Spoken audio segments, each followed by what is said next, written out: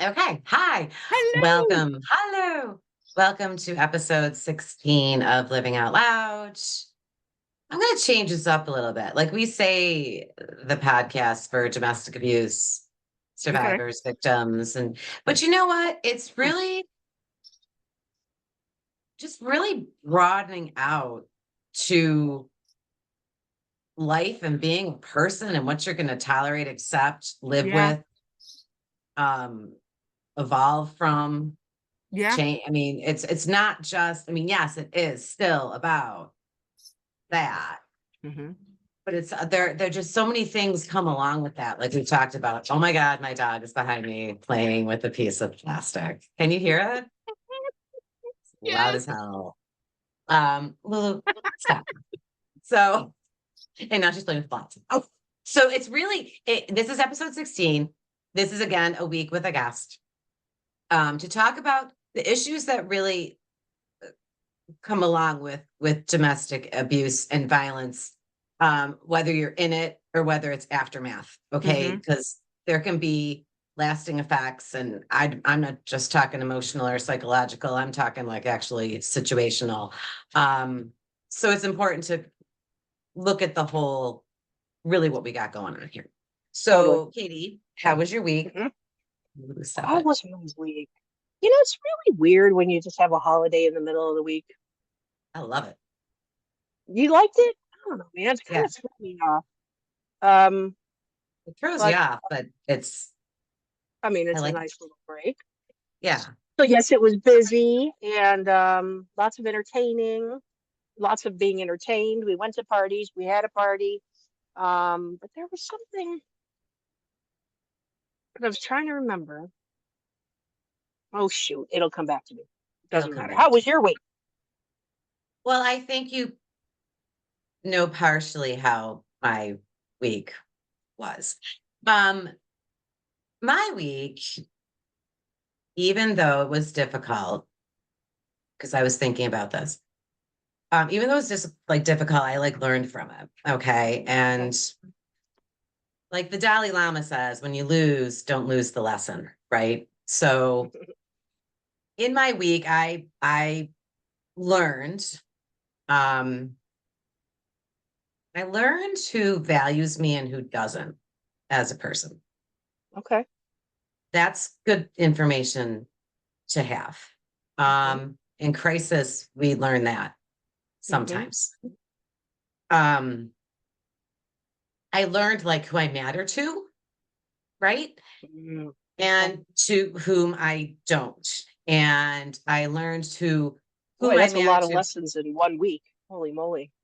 Yeah, well, I learned about who I matter to as a person who has feelings, right? Who's a human.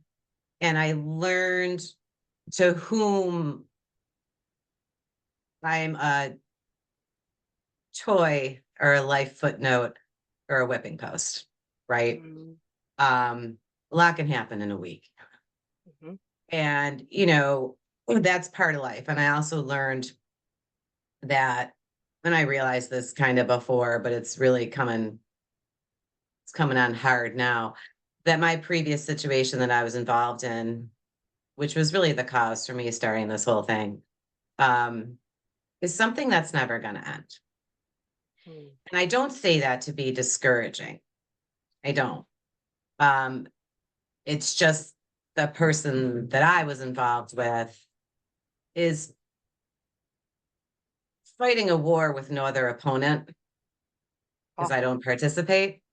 right. Um, but you have to learn with those type of people to stay on guard and to anticipate from what angle uh from what angle new things can come. And so you try to be vigilant. And sometimes they come from directions you don't expect.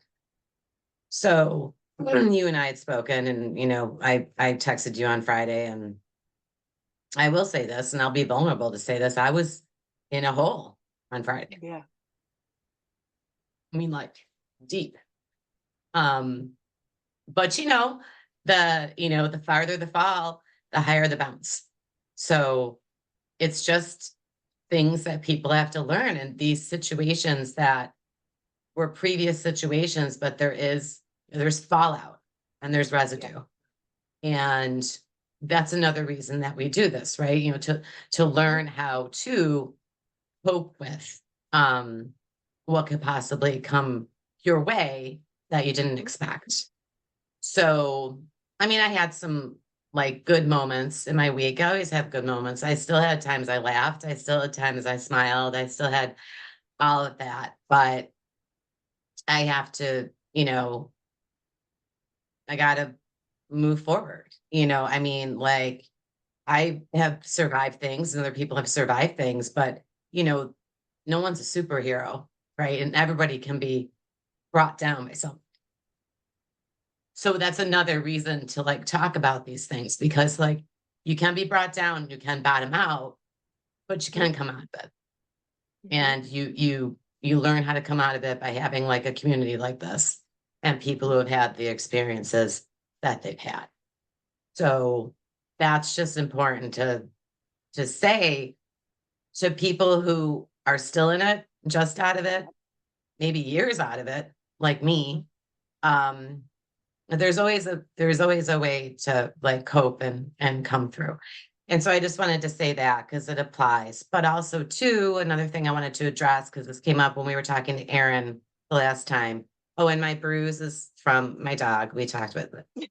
Yeah, because you had such a hard week, and then people are going to see your bruise and they're going to be worried. So, No, it's just when she tries to get my attention. She's a German Shepherd. When she tries to get my attention, sometimes she's a little over exuberant. So she'll like call me and she's got some force behind her. So yeah.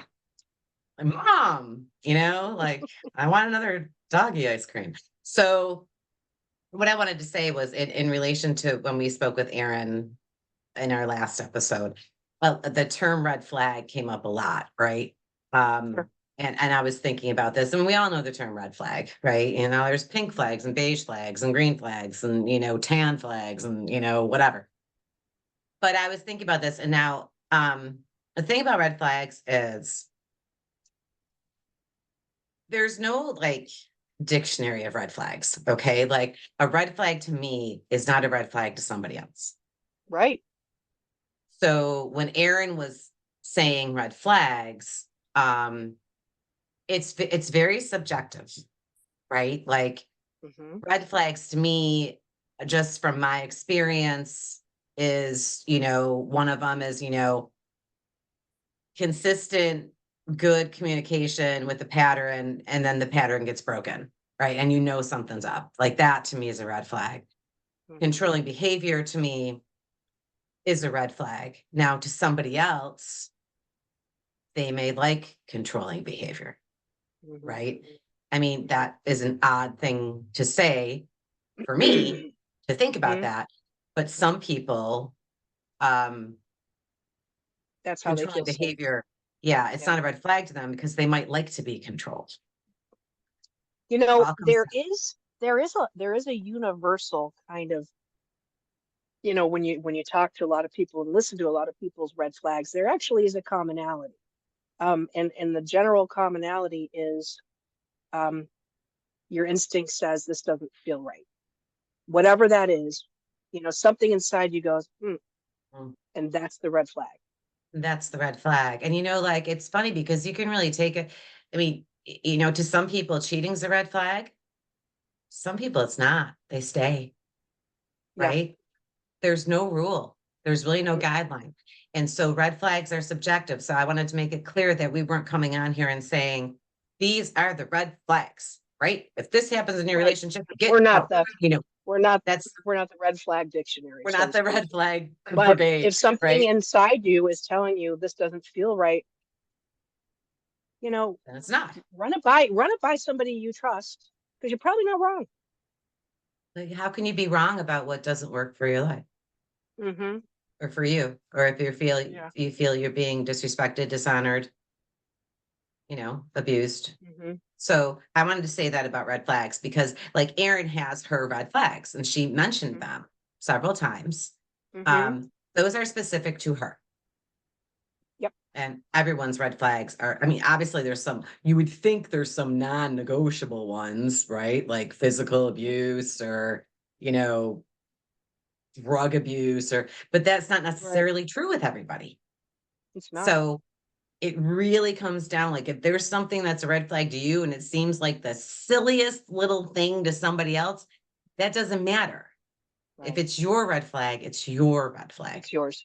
And Absolutely. that's all there is to, you own That's it, a good right? point. Like that's, yeah. So I wanted to say that. So Yep. now you can. So, all right. So I'm Yay. very excited that we have yet another guest, and the list Yeah. just seems to grow. And I Oh, think good. it's a testament to, I do think it's broadening, Ellen. I think it's becoming not just about abusive relationships, but toxic relationships, relationships that you were able to find the strength to get out of whatever was going on. Right. Um, and I love to hear the survivor stories, basically. Can't get enough of it. So on that note, my dear friend, Meg Claro, come on down. There it is. She You're the next she contestant on is. Living Out Loud. Ah. Hi, Meg. Hi, Hi, everybody. Meg. Welcome, welcome. Thank you. So first of all, as you know that I joined Ellen on this adventure, and you've been listening since the beginning. And when I asked you to come be a part of this, what made you want to do that? Well, you're my friend, so yes, the answer, whatever you want, yes is the answer automatically. But just on the topic of the theme of what you guys are talking about, I think I definitely got some stories of my own to share. And all hindsight, not at the time, but in hindsight, Yep. it's helpful to anybody else that may be in the midst of it to hear it and take some positive actions away from it, then hey, that's good. Yep. Yeah. That's what we're here And for. again, and Ellen had said, it's funny, all your friends are the same. Well, the the the the women that I have in my life in particular, and I have a male friend I'm really hoping he's going to come and talk to. I'm not sure if he is, but these are strong, independent women. And I think that you all really show that. And I think that's part of what gets us into these situations sometimes, because like we've talked about, the folks who aren't so nice, they don't want weak things. They want strong things, and they want to try to take them down, right? So Meg, I would love for you to start wherever you feel that you want to start, and where do you want to share this journey with us, at what point? Yeah, so I guess so the subject of the matter is the father of my two children, Max and Sophie, who I absolutely love and adore. Their father, Michael, and I, and our relationship. So we've been separated for quite some time. We were about 6 months old when, or not we, Max, my son, who's now just turned 16. We've been split up since he was about 6 months old. And Sophie was 2.5 about 3 years old when we split up. So when I first met him, and again, this is all hindsight. I did not see this at the time. Wisdom of hindsight. He was just getting out of the military. He was in the Army and he was just getting out. He only had like a few months left on his contract or whatever. And he was a really successful person in the military. The structure of the military, which he criticizes like crazy, was really good for him. And I don't think he realized that because he was a standout, soldier. He was president of the Single Soldiers Club. He had a number of different medals, number of different opportunities. He made the rank really quickly, considering this small amount of time that he was in here. So he really flourished within that structure. But all he wanted to do was get out. He couldn't stand it. He didn't want to be part of it anymore. All that kind of stuff. So that's the person I met, who was really high functioning.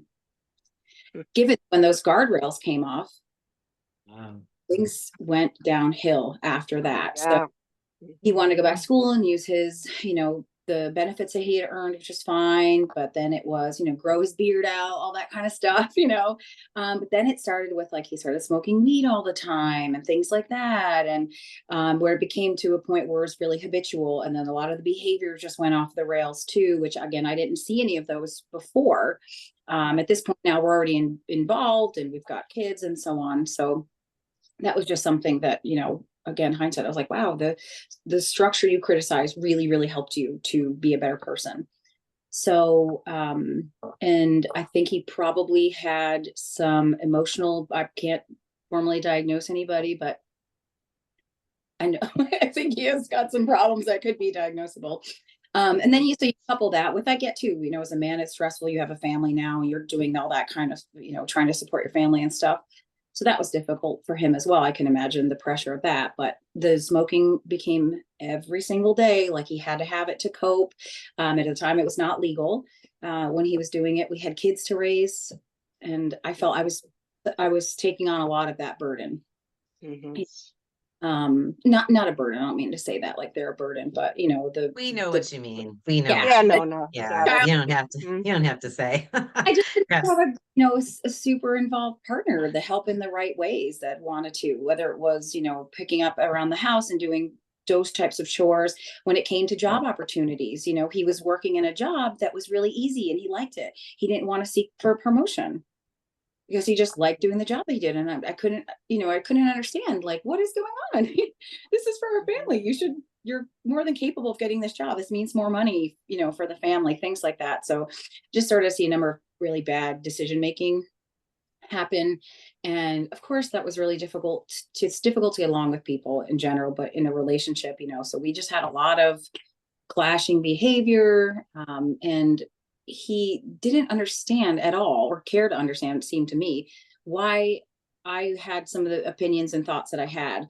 And they were just out of line. They were just misaligned some of our goals and values. So I always like to say I was on a train going a different way, Mhm. So we tried counseling, which was, I think, more beneficial for me. So we went to couples counseling, and I really walked away with it. And that was one of the catalysts that helped me to get out of the relationship.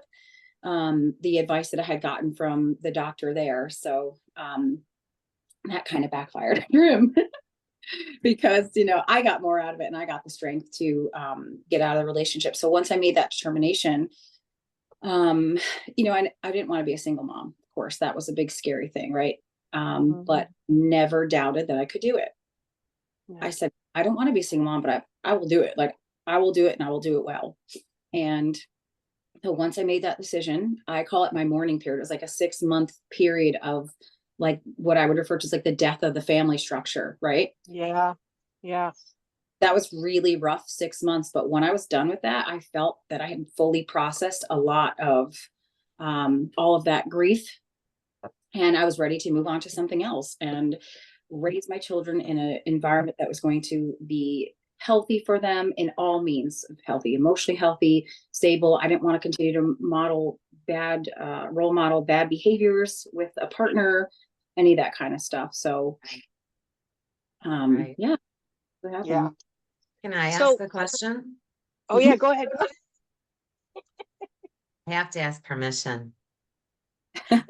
So when you said he had a problem with when he was we criticized the structure of the military, do you think that came from not wanting authority over him, I think so, for sure.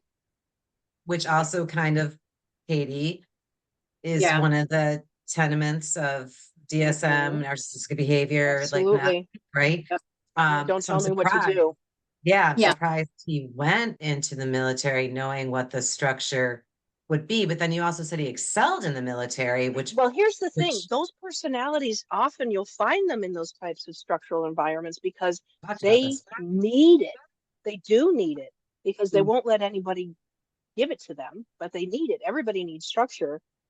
So they'll go in there, thrive in it, and then kind of fall apart when they're out of it, but they need to bitch about it the whole time. Yeah, exactly. Just very critical structure. And another thing, the reason he got into the military, Ellen, you asked, why did he seek out something like that and to begin with? Right. Because he had gotten a full scholarship to school, a music scholarship to Washington State University, and he Wow. flunked out of school because he did. Oh. So he lost that, and then he was just working kind of dead end jobs, and he got in trouble twice smoking marijuana. And the first time the judge said, like, you got to, I'll be lenient on you, got to join the military, so on and so forth. Well, he didn't. He manipulated his way out of that one, and then again, and the judge said this time said, it's military or you're in trouble. So again, if you look at it, what was his behaviors before he went into the military? He picked right up on those same types of things. Mhm. Thank goodness he, he never got in any legal trouble while we were together. But that was one of the things that one of our conflicting views, and I couldn't understand. I thought I was going crazy half the time. I was like, you Mhm. can't drive. Like, what if you get in trouble? Like, that's going to be a legal burden to us. And then it was like drugs involved, and your mind goes crazy. Like, what if they, like it's a CPS case or something because you're Right. doing, and Right. I'm just Well, yeah. protection. Yeah. And he would tell me like I was crazy. And I'm thinking like, am I crazy? No. So it was just like real hardline things that we just couldn't align on. And he wouldn't compromise. He wouldn't even admit that it was a terrible choice. Yeah. Of course, he wasn't Yeah. going to No, admit because that then, what he was doing was a bad choice. He's never going to admit what he's doing is a bad choice, and he's just going to yeah. keep doing it. Yeah. I mean, Uh-huh. am I wrong? Oh, That's the absolutely. characteristic of it. Yeah, absolutely. Um, so Meg, and the thing is he knows, don't they always know your weak spots? Um, so I have watched you over the last few years really try to protect your kids from his rages. And can you share with us, because I think this probably pulls into why he uses so much marijuana, but what does that look like, and how does it manifest when he's in those places? So yeah, he'll go through these really extreme types of. I just it's a manic mood that he gets into, and you never necessarily know what's going to trigger it. But then he goes on. It's almost like crazy. He's got that wild look in his eyes, and he'll call every single one of us, text every single one of us, like panic. It's a big, huge panic. He gets on the phone and he just wants to do nothing but argue. He doesn't. It's one-way communication. And that's become more difficult now that the kids are older. So they're 16 and 18, so they do a lot of the communication where I don't have to anymore. But it's a similar pattern that when I was the one having to do the communicating, he's behaving the same way with them. So it's just absolute full throttle, miles an hour. You need to listen to me. I'm going to give you a lecture. I'm right, you're wrong. Nothing you say is going to change my mind. And I always say like this, like he can wear down the wrongest of people so that you just in the end say like whatever you want. It's like a grown-up Mhm. temper. Mhm. Um, effectively what it looks like. And now it's been difficult for me watching them have to navigate Yeah, this. It's almost abusive in a way, when he it is like, is. It Yeah, is. it is so abusive.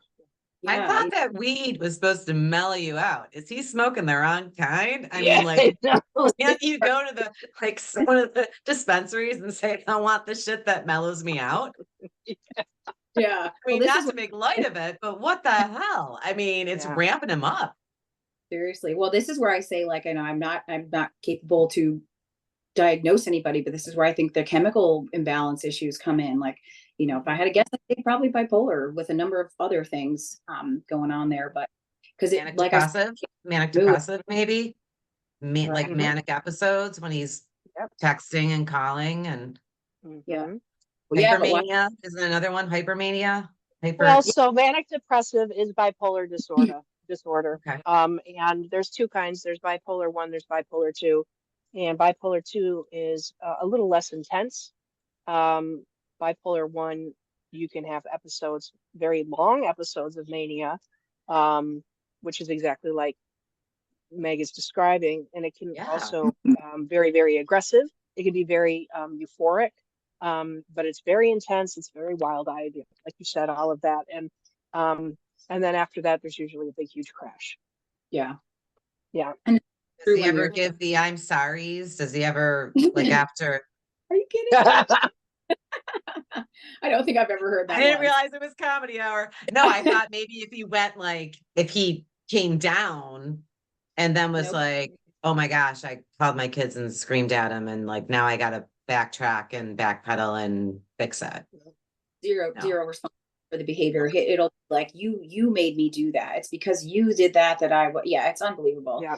I always Mhm. called it the pendulum swing, like it would hang out here for a while and then inevitably it would swing the other direction. But even then, like you were talking about like when he'd come out of it, he'd have, yeah, like a depressed or sad mood or like a euphoric type of mood, like you mentioned. But then it was, he'd come out of it and he'd be in this euphoric state where everything is great, grand, and wonderful. completely irresponsible with his behavior. And now everybody's supposed to, because he's in a good mood, we're supposed to fall in line. And when you don't, Mhm. when you didn't, and he didn't get the sense that like you know, you just spent a week yelling at me and pouting and fussing, and now you're in a good mood and I'm just supposed to be okay, right? It's Yeah. like, Yes. Yeah, you are. Yep.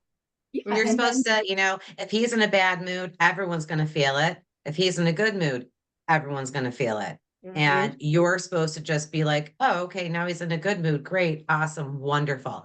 That's like him controlling like the Well, the it's feeling in the room. monopolizing the temperature of the emotional state of the family. Yeah, It's like what I'm feeling, you controlling. feel. What I'm not feeling, you feel it, and it's another form of control. Yeah. I mean, Yeah. lately, last week, my daughter graduated high school, so they were in town. And, I rustled up the grace I have left in myself to, keep everything really cool and just have a good time. And it was, celebrate Sophie and not take anything away from her. And even while he was here, he texted me, I don't understand your indifference towards me. And I'm just like, first of all, leave me alone. Okay. But you're lucky I'm punching your face. Yeah, I'd be like, let me clarify. I'm Mhm. not indifferent. I can't fucking stand you. Yeah, Yeah. exactly. That's Mhm. like, Which I let me can't make engage. this clear. There's Mhm. no engaging him and saying, well, like, we're not friends. Like, you put me through years. You're like a terrorist in my life. You've been a terrorist from, so many years ago. And now all of a sudden I'm just, again, supposed to forget that and be totally cool with him. Yeah. It's just To make it unbelievable. easier for He him. has a Yep. new life, still worried about me. Mhm. Katie can Unbelievable. explain that. Mhm. Yeah. And the things that you shared with me is, and especially, the pot use, it's totally self-medicating, and the the ups and downs of those kinds of mood swings are very unsettling for someone when they're really thinking about them and talking about it. And you never have someone with bipolar disorder say, "Oh no, it's fine." It's a daily issue to manage it. And you mentioned this, Meg. The cycles can the, the pendulum, the time in between can sometimes be very, very small. It could be right here and right here. It's the epitome of mood swings. And then sometimes it can hang up here for a while and then swing down. But to live that way, um, obviously very uncomfortable. But Mhm. not everyone with bipolar disorder has this type of personality either. It's not indicative. A lot of people get the help they need, are very aware of their symptoms and how it affects people. And yes, Ellen, the idea that when people come down and crash a bit, there often are apologies, and they're looking at what they did and they can't believe it. And but because he's got some narcissistic qualities, it changes the game. Unfortunately, his Mhm. need to be right and his insatiable needs just to peck, peck, peck, peck, peck. That is Why at her still? Why at her still? If it's been she got this away. long, She got hmm? away. She got away. She saved herself. She left. And remember, it's things. They want the things. Well, you can't have everything. Okay. Like, I mean, did you say he's involved with somebody else? Yes, he has a wife and a daughter, a 6-year-old daughter, and they live in Hawaii. Hmm. Thank God for small favors. But I Yeah. mean, like, why still bug her? Like, I mean, why can't he terrorize the new wife and leave her alone? Oh, he Every does. Of course. in life. He terrorizes everyone in life. He's a great guy. But that narcissistic personality, right? Great personality when you first get to meet him, but that is not going to hold up forever. That'll start to the facade will The crack. luster wears off. Yeah. Hmm. You'll get the Michael, and he does it to everybody. He does it. The kids tell me because Get they them, when they Michael. I like that. They'll be Michaeled. the kids tell me when he harasses the new wife, and she, for example, one of the times they were telling me, like, she excused herself because he was starting up, right? And so she went to the laundry room and like shut the door, and he has to go in there and he has to fuss at her in there. It's just, that's so him. he cannot on. It's like, that's how you know it's harassment. It's just total harassment. Yeah. it's abusive too, I guess you could call it that. Yeah, but it's It is. harassment. That's why I call him a terrorist. You can't, I used to say this to my ex-husband. You can't make me participate in an argument I don't want to have. It's like one hand clapping. I'm not going to fight with you. I don't care enough about this to argue with you. I am walking away. No, you're not. No, you're not. You're going to force me to argue with you. Mhm. Exactly. That's exactly what it's like. Yep. How stupid is that? Like, Mhm. Tired of it. I'm just like, this is no way to live a life. This is no No. way. no, it's not. I feel honestly like these women, I understand, like you were saying, I understand how easy or how this other woman probably got involved with him, thought he was a great guy, ended up marrying him, ended up having a kid together. Like you said, the mask falls away. I mean, like my oldest son was over here the other night and we were talking, and my ex has a girlfriend. They live together. She bought the house. We had this conversation. He declared bankruptcy. She bought the house. It's 5 blocks away from me. I've met her. She's very pleasant. My kids like her. And my oldest son said to me the other night, whatever. Liz doesn't deserve the way dad treats her. Yeah. Yeah.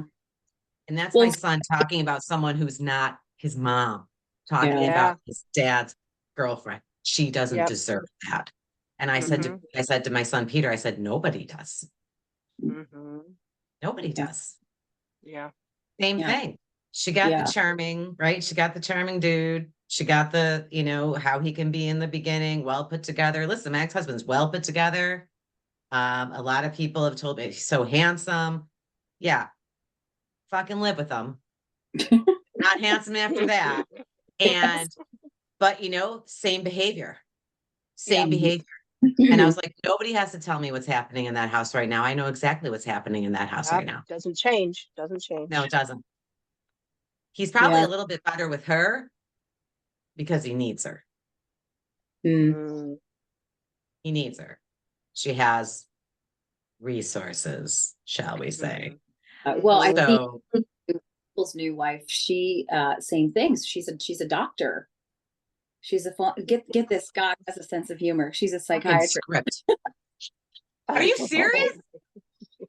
It's Yeah. God has humor. She is a psychiatrist. Uh-huh. Mhm. You might want to go back for a refresher And because he doesn't work. He is highly educated. He according to him, he almost got his PhD, but he got in a fight with his professor. So he just of quit. course He he was did. I Course he know. did.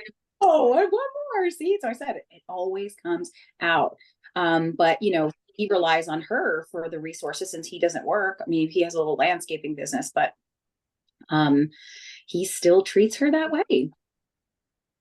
And by resources, people, we mean money. Okay. Oh yeah. That's what we mean. We mean money. I mean, like, let's call Mhm. it as it is. Okay. Like Katie has mentioned before, the bright, shiny thing. Well, a lot of times the bright, shiny thing comes along with a fucking checkbook. Okay. Like, Mhm. Mhm.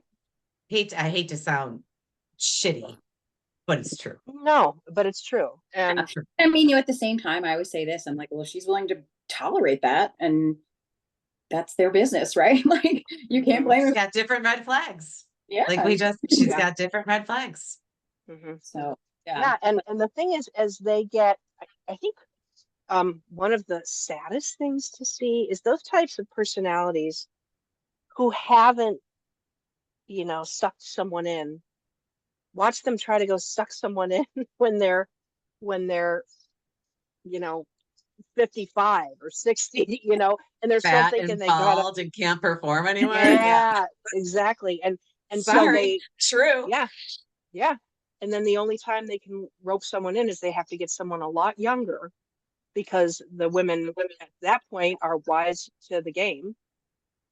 Hey, I Um, think some of and these younger ladies and men growing up in a different generation are way wiser than we ever were. agreed, There's a agreed. lot less that they put up with, a Hmm. lot less. They don't feel the pressure to get married at 25 or 30. They're not following societal norms really anymore, except for those whack job trad wives. But I mean, they're not down with all the shit that we were raised on. Yeah. They're not. Meg, how do you think, because your children are wonderful Thank and you. they are smart and polite and kind, and how Well done, do Meg. you Well feel, done. how do you feel that you navigated around his personality to role model and raise these kids as they are when they had to contend with that? Yeah, so that was one of the big factors for, you know, if I had, top factors, his behavior. I just thought I cannot, when I had kids, that's my responsibility. I take it seriously. I wanted to raise adapted children on all of the spectrums. So I had to get them out of that environment, really, is kind of, was my thinking, was run quickly so that they don't have to do this and I can at least shape as much as I can. Obviously they see him and stuff. But so that's helped. I think if I had stayed in a relationship like that, modeling this bad behavior with him and just them being around it, I don't think they would have turned out as well as they did. But I'd say now it's a bit more difficult for me because they're old enough. They see these types of shenanigans that he's pulling. They recognize this behavior, and that's been really heartbreaking for me. But at the Yeah. same time, and like you were saying about your son, how he noticed this behavior and he thought, that's not deserving. They're learning a lot of lessons from it.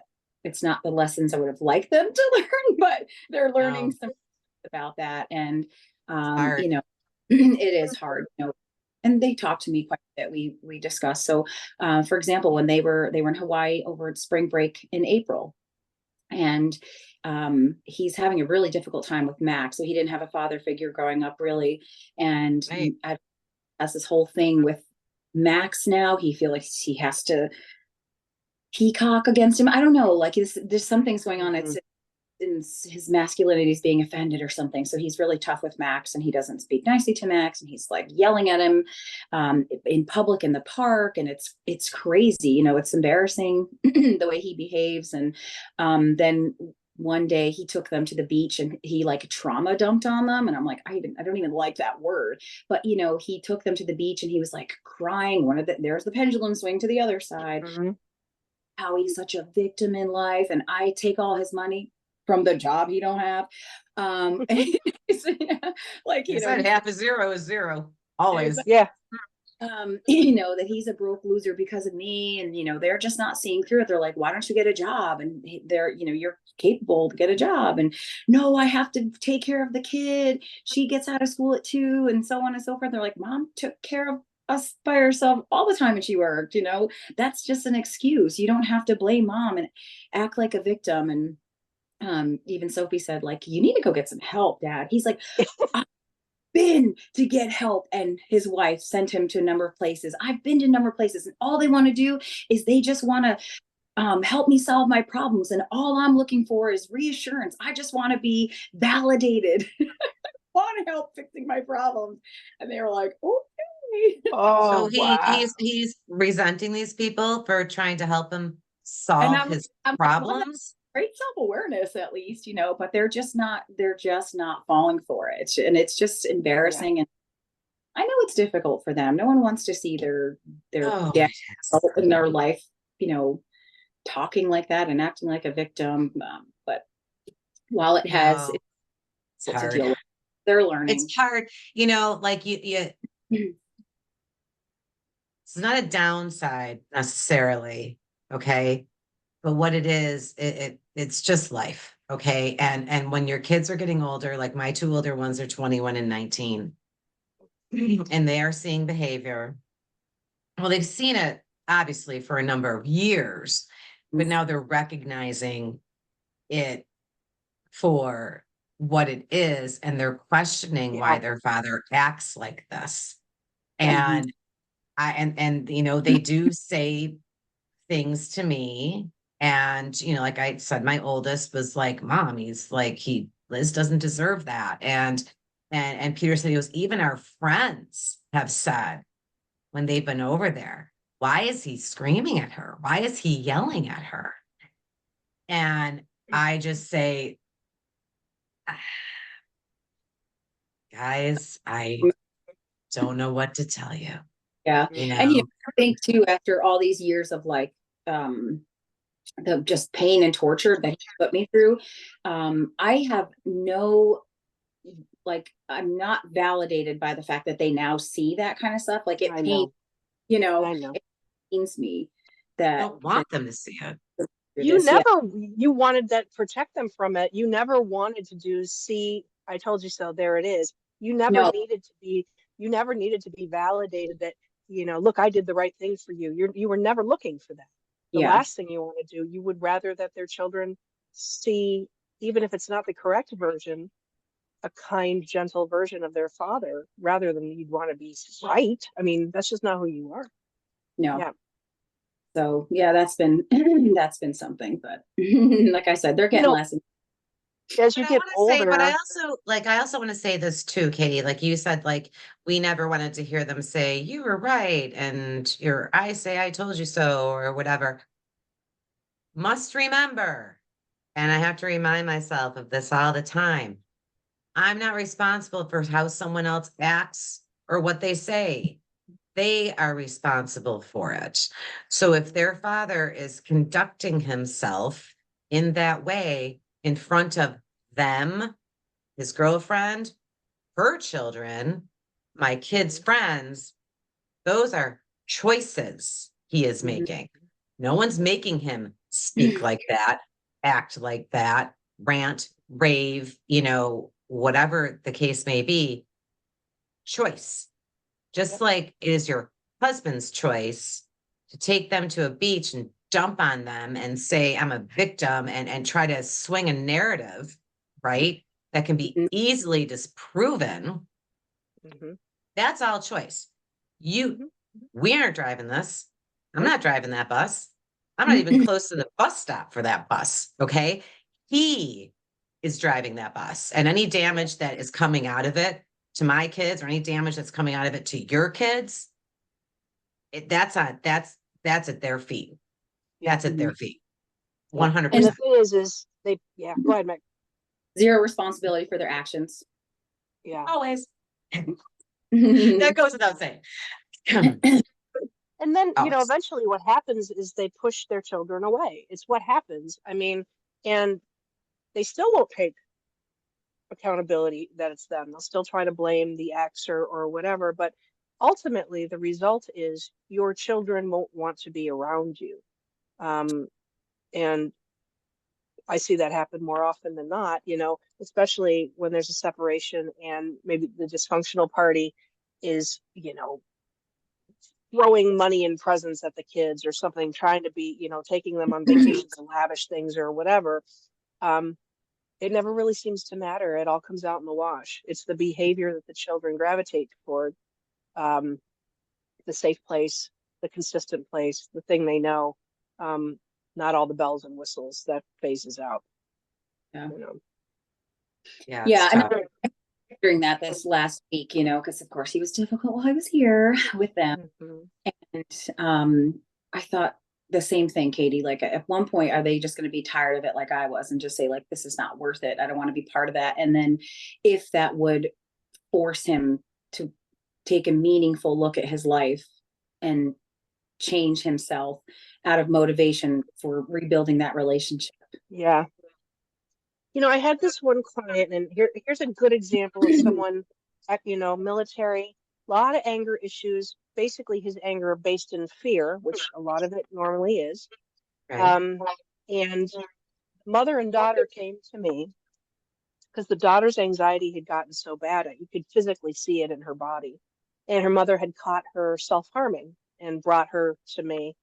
And the mother left the room, and this young girl, um, just lost it. And basically all the things they thought it wasn't. It was the tension between her and her father, and that he always seemed angry with her, and she could never please him, and he was unpredictable, and it made her feel anxious. And what she really wanted was just to be with her mom, but she didn't know how to tell him.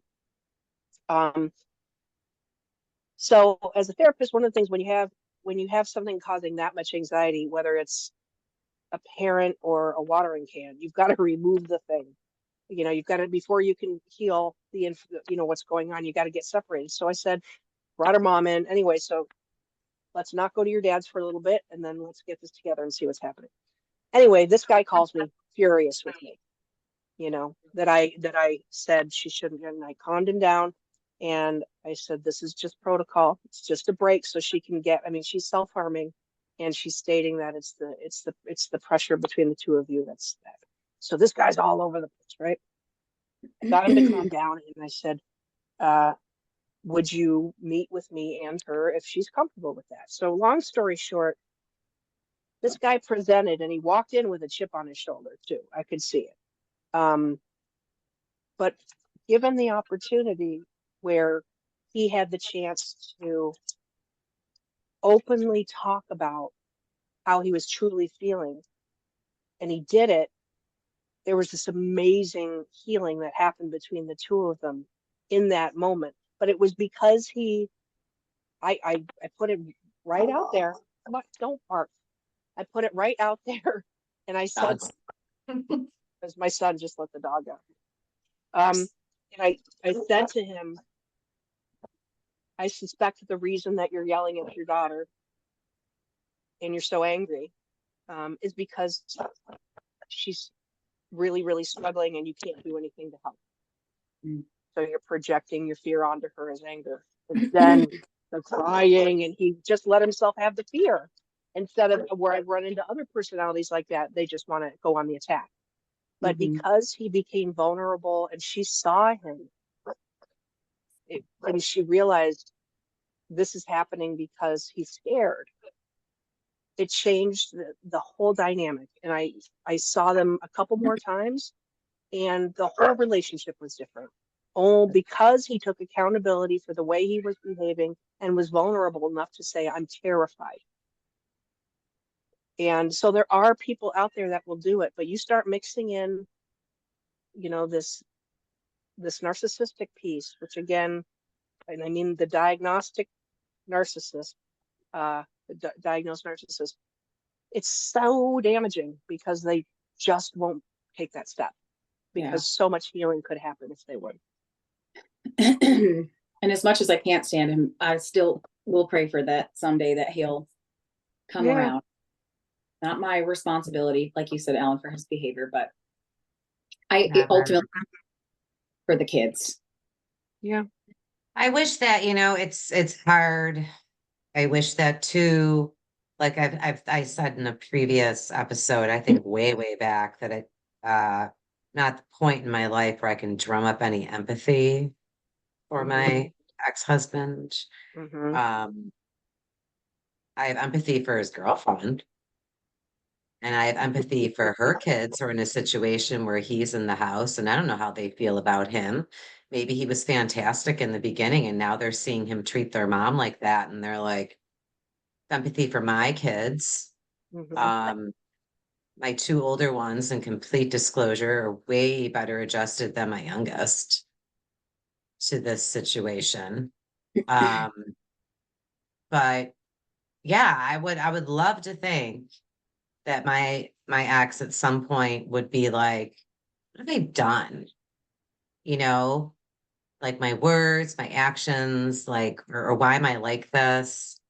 But you know, at 57, I don't have super high hopes of that happening. I think if anything, as he gets older, the control might even get more, because like as the kids get older, he feels like he's losing control. So I think he's trying to like reassert the control, and like now it's just kind of gotten like weird, you know, like it does. You know what I'm they get saying? frantic. The more when the Yeah, children are frantic, still panicky. dependent on them, then they feel like they still have some hold. But as the children differentiate and they start to become their own people, that personality will fight against that, because ideally they need to be needed. Their value is externalized. So their self-value is totally external. So if you don't need them, they have no value. Well, they would need him a lot more if he actually did shit for him. I'm the one who does everything. I know. But that's where the Okay. fear I'm comes sure into Meg place. knows how that feels, right? Mhm. Yeah. Mm. Yeah. So I don't Yeah, get I it. They can't Thing. be honest and vulnerable. Yeah. Yeah, with the kids, while he was here, be like wanting to hang out, and they're like got parties to go to and things, and they have jobs, that they just started, and that's what he can't control them. He can't make them come there, so then he starts and And set him goes off. off. Yeah. It set him off, right? Here, you can relate to this, and this will probably actually happen to you and your kids. Last summer, my middle son's a lifeguard, right? That was And so Max. he So works, is Max. and so obviously they work a lot, right? Especially since there's like a shortage of lifeguards, so they work like all the time. And last summer, his big thing is taking them to Long Island because that's where his girlfriend's parents live, right? And you want to talk about bright, shiny things. The parents are a bright, shiny thing, man. Like Uh-huh. big fucking house, like, right in the sound. And so he said to my sons, my two older ones, you both need to tell your bosses that you need the week of such and such off because we are going to Long Island. Now, at this point in time, they were 20 and 18. They're not even in the custody arrangement anymore. And my 18-year-old said at the time, he's like, well, I'm a lifeguard, Dad. I can't just take off. I have to get my shifts covered. Like I have to, and he's like, and for 9 days, he's like, it's just never going to happen. Right. So he said to his dad, like, I don't think it's going to happen and I'll stay home. My ex-husband called my son's boss. Yep. I could see that. Mhm. This is a verbatim story. Yeah. They Oh my used gosh. or two. Give me the number to your boss, or get the one time it was when he was doing the lifeguard training. Give me the phone number. I'm going to call them because you need to be here with me. Just Yep. insane, off the rails. Called his boss, had a conversation with his boss, who has been my son's boss like for 3 years. His boss came to my son and said, do you need my help? I spoke to your father, and do you need me to help you in some way? And my son was like, no, like it's okay. And so my son said to him, like, Dad, I can't get my shifts covered. I can't go. He kicked him out of the house, and he lived with me for 2.5 months because he kicked him out of the house for not getting his shifts covered by other people who just couldn't do it. And I Yeah. remember like when that all went down and my ex-husband called my son, and my son goes, I'm going to put him on speaker. And he put him on speaker, and he was fucking screaming. Yep. Screaming. And my son's going, okay, okay, okay. Like, it's like Yeah. there's, Yeah. he couldn't get a word in edgewise. Yeah. He's like, They okay. don't hear from you, and you could say the most rational thing that makes so much sense, and they don't care. They don't want to hear it. It's one-way communication. Meg, what would, as we're finishing up here, and this is exactly what I meant about, everybody's red flags are a little different, but Right. the patterns that happen in these relationships are rarely dissimilar. They're really, it's just it's all in the They workplace, emerge. doing all the stuff. So Meg, what was one thing you wish that you knew, like in hindsight? What would you tell somebody now in situations like that, or how would you warn Sophie? What do you wish you knew? Sophie So or Max. Sophie or Max. I've Yeah. always that because it was really it was traumatic being with him. I learned a lot about myself and a lot of what I don't want in relationships. So I've always told them, whether it's friends or a future romantic partner, like you've got to make sure that you surround yourself with good people. Like you want people of good character that share the similar values that you do. And that make you happy. Like when you start to see those things go off the rails, then that's a sign. Look at that and wonder, how does that play into your relationship? Because I want both of them to have happy, healthy, successful relationships with friends, with partners. When they grow up, I want more for them. So it's just being aware of picking good people to be in your circle, and what are the good characters, what are the bad characteristics, excuse me, and those same value-based types of things. That's what I'd say. Yeah. I think Mhm. our kids, and I think, really our kids probably coming from the situations that they've been in. I'm not saying that they have triggers, really, but I think they have a view of what they don't want in their life, behavior Yeah. wise. I Yep. think they already do, the over dramatic friend, or the Mhm. one that flies off the handle, or the one that, like, I think they shy away from some extreme behavior in their friend groups Mhm. already as it is. Yeah. Mm-hmm. And I Yeah. think that's a good thing. Absolutely. I think it's a Yep. good thing. I think that they've actually, like Katie, you mentioned in one of our last episodes, the myth of like staying together for the kids, right? Mm-hmm. Yeah. It doesn't work. Oh, It doesn't work, especially not in situations like this. no. And They're it, modeling bad relationship Yeah. interactions for the kids, and that's worse than splitting up and Yes. and being yes, able It it to. is. is.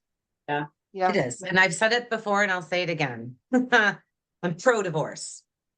I'm pro divorce in situations like this. And I don't care how people take that. I'm pro divorce. Mm-hmm. Yep. And then figure it out and co-parent after that. But I am all for that situation not being what kids grow up in. Yeah. 100%. Yeah, and I think that that's finally, like I said, I think that's finally changing. Um, and nothing good comes of it. And then the kids, as they get older, they feel lied to. They They do get stop. lied to. And Yeah, you know what? A they lot get of them hurt. in their 20s, you've heard the stories when people say, like, oh, how was your childhood, or how, and they're like, wish my parents would have divorced years ago. Don't know why they stayed together. It was a shit show. We watched it every day. Mm-hmm. You're not Yeah. fooling anybody. Like, that's the whole thing. You're not fooling these kids. They Mm-hmm. they see it, they know, and then they go to friends' houses where it is a healthy relationship. And then they compare that and go, shit, now I gotta go Yeah, back over there. I mean, Yeah. yeah, they know. Okay, everyone, tune in. They they know. know. Yep. Yeah, Yep. You're not Exactly. saving anything. You're not yeah. saving anything. One thing I No, hope you're not. modeling some healthy relationship behavior, because I've always swore off being in a relationship with anybody so that I could just focus on the kids, just take care of the kids. And so I do have somebody in my life. So we have some bit of a history, but I was always not very non-committal to him in the past. So I'm happy to say now I've turned that leaf. The kids are a little bit older now. So I'm happy to have him in my life. And then now I can start modeling some healthy relationship behaviors in now. Yeah. And your kids want to see their mother happy. Yes, they do. Okay. And that might mean, and I'm sorry, it's another thing people need to understand. And that might mean someone who is not their dad. Yeah. Mhm. And that Yeah. just means there's more people in your life to care about you. That's how I Mm-hmm. phrase it. There's more Yep. people in your circle, more people in your life to care about you. And this person treats your mom well, Yep. Yep. It a-okay, should be. man. Mhm. A-okay, right? Like, come Yep. on. Mhm. Yeah, I could go on for hours about that one, but I I won't. know about that. I know that's a heavy topic. Well, Meg, thank you so much for coming Thank you, on. Thank you, Meg. ladies. It's This just was good. it's a hair, it's the experiences that we can learn from. And even though they have similar themes, the ability to get out and the things that motivate us to do it. And um, so thank you for sharing. Your kids are wonderful. I You. mean, you've done It was absolutely right by them. always my Ah, motivation. yeah, yeah. See, that's so Um, nice. Yeah. all right, And wrap us they up, Ellen. matter, and you matter, and everyone Yeah, matters. everybody matters. Love Yep. yourself. I have to throw that in there. And Katie's final thoughts, briefly. Are you My ready final to? thoughts. You know what really resonated, and I think it's so true. And in abusive relationships, a lot of times one of the strategies is they try to isolate you from the people you trust. Because if you don't have people around that you can trust, then they don't show you the window of reality, right? There's nobody there to show you that window of reality. So just surround yourself with people of good character, people that love you, people that know you. And if somebody tries to get those people out of your life, that should be a universal red flag because those are your safety nets. That's Yeah. a non-negotiable. There are some Yes. non-negotiable red flags. Someone tries to Mhm. isolate you and take your family or friends out of your life, Yep. leads to no Yep. good. No bueno. Yep. No bueno on that one. Well, happy All right. Sunday, ladies. Thanks again, Meg. Happy Thanks. Sunday. Here in the park tonight. Oh, nice. Hey, what are they doing Excellent. this year? There's 3 different performances this year. This one's called The Winter's Tale, and we Winter's went Tale. the other day, but it got rained out at intermission. So trying to for it one more time, get to the Try it end of again. it. I think it's going to work. Looking out the window, I think it's going to work. I think you're safe Yeah. tonight. So Fun too. things in Buffalo. Do all the summer things because then it'll be gone. Right. It'll be winter. Then it'll Eternally. be winter I like how they're doing a winter's tale. I know. in the middle of it. Well, we're all like, dude, we just got out of it. You're gonna do a winter's tale? I know. Anyway, why not Midsummer's Night's Eve? Like, why wouldn't they do that? Like, let's have a summer Midsummer. theme. Yeah. Don't get me going on my Shakespearean whatever. You're so knowledgeable. You're I actually have a Shakespearean insult mug. And the best one, and this is how we'll end. It's all the like all the best insults from Shakespearean plays.